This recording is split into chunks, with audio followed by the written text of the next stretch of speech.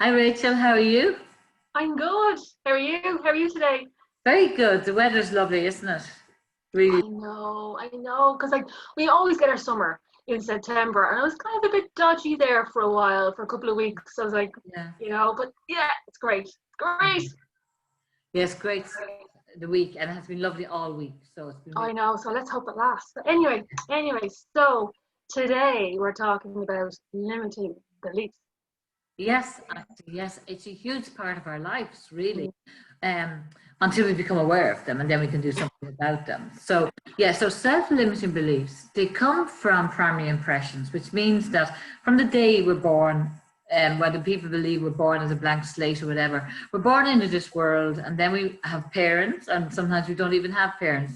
We're in an orphanage, whatever. Then we go into primary school, secondary school, then we go to work, then we go or college, work, whatever. And all through our experiences, we are building beliefs. We're building belief systems and the meaning on life and the meaning of words. So what happens then is through our experiences, we carry self-limiting beliefs along with us, along our journey. And then what happens is when we find out, when we go for something, we don't get it, and we start doubting ourselves and we start having beliefs about ourselves that are not helping us, that's when we realize what are these, and that's what self-beliefs are, self-limiting beliefs are. And the nutshell is to stop you from being your potential best, Mm. stop you from being your potential best, which is really difficult. And in your experience, Mary, with the clients that you work with, what's the common limiting belief that people struggle with that's popped up? I get a range of different limited beliefs. Sometimes it's around I'm not good enough. If people are living in comparisons and they're comparing themselves to others, they carry the belief with them, I'm not good enough, I'm not in control of their own life. Another one would be I don't deserve it, Mary. So they don't go ahead for the promotion. And their only reason not going to go ahead for it is because they have this limited belief, I don't deserve it. Also, I'm not worthy. That's a huge one for a lot of people. And then there are ones as regards around time. I don't have enough time. That's a limited belief.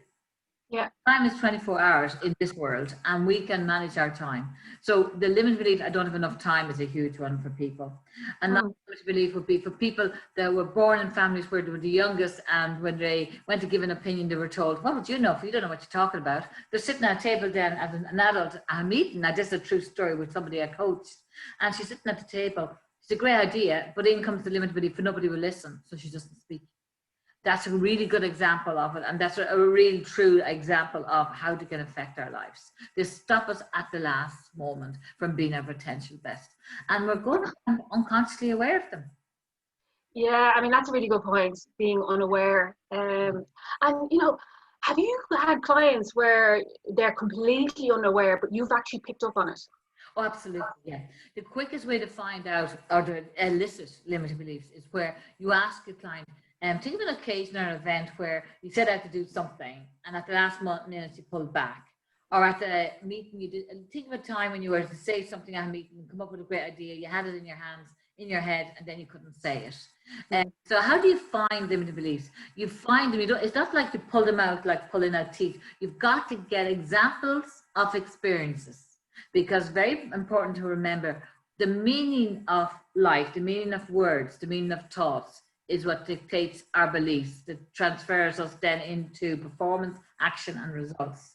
So everybody places different meaning on different words and on different things in life. As you know, we see the world not Mm. as it is, through the glasses. We see the world as what we think it is.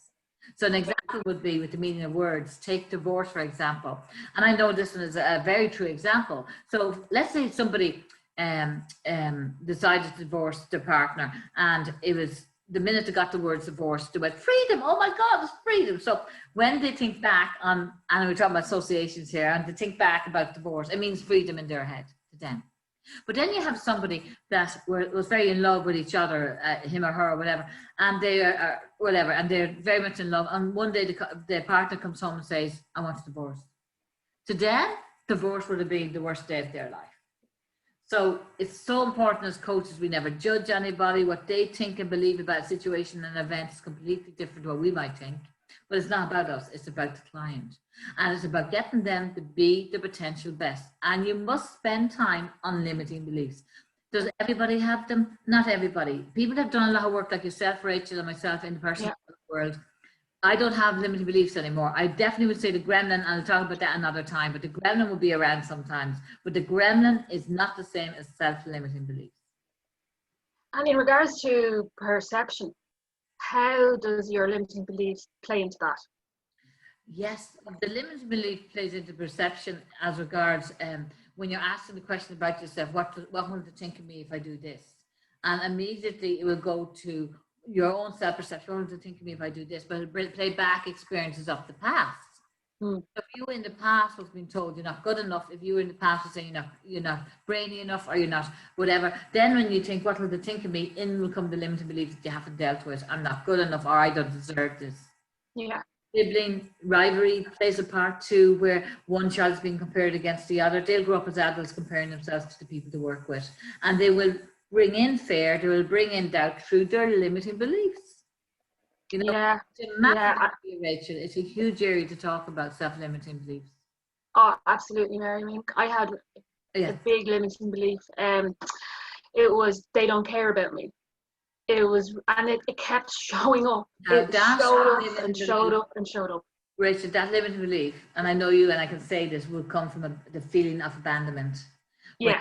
Have been, and you've shared, your own personal stories. But anyone that's gone through in their life, anytime, doesn't matter when or how, through abandonment, they will come up with the limiting belief, they don't care about me.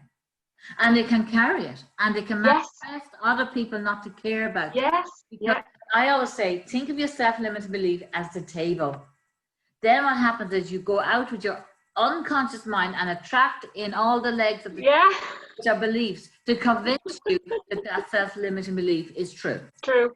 And I tell you, I work on this, as you know. It's one of the areas I work a huge amount in. No matter who I coach in the world, I must deal with their life. And if there are things that they're not achieving, it's usually because something is stopping them. So we go behind, is a fear, is a doubt, or is a limited belief.